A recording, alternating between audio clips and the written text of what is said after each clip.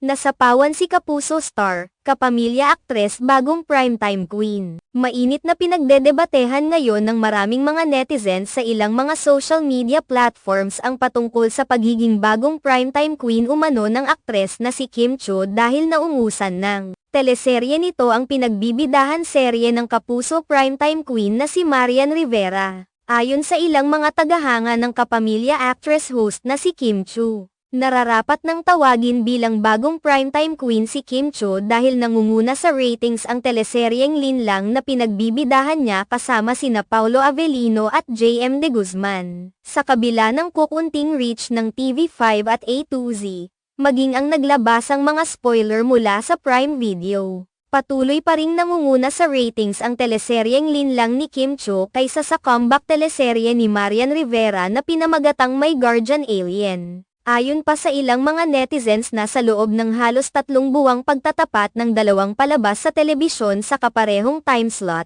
ay consistent na naging mas mataas ang ratings ng Linlang. Ayon sa data na inilabas ng Nielsen Philippines National Urban Television Audience Measurement People Ratings, lumalabas na nakakuha ng average ratings na 10.2% ang Linlang mula sa pag-ere nito noong April 1 hanggang sa pagwawakas nito noong June 14. Habang nasa 8.4% naman ang ratings ng My Guardian Alien ni Marian Rivera mula noong April 1 hanggang nitong June 14.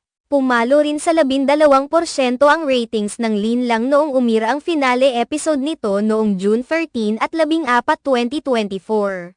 Dahil dito, marami sa mga fans ni Kim Chiu ang nagsasabing nararapat ng tawagin ang aktres bilang bagong primetime queen. Subalit, kaagad namang dumipensa ang mga fans ng Kapuso primetime queen na si Marian Rivera dahil ayon sa kanila ay wala pa sa kalingkingan ng tagumpay ni Marian Rivera sa mga teleserye ang natatamasa ngayon ni Kim Chiu. Ayon pa sa ilang mga netizens, na dapat ay magkaroon mula ng mga top ratings teleserye si Kim Chiu na talagang tumatak sa mga manonood ang ginampanang karakter katulad na lamang noong gampanan ni Marian Rivera ang papel bilang Marimar, Darna, Daisabel at marami pang iba. May mga nagsasabi rin naman na dapat ay itigil na ng maraming mga netizens ang pagkukumpara sa dalawang aktres dahil pareho naman silang magagaling at ibinubuhos ang lahat para sa entertainment ng mga manunood.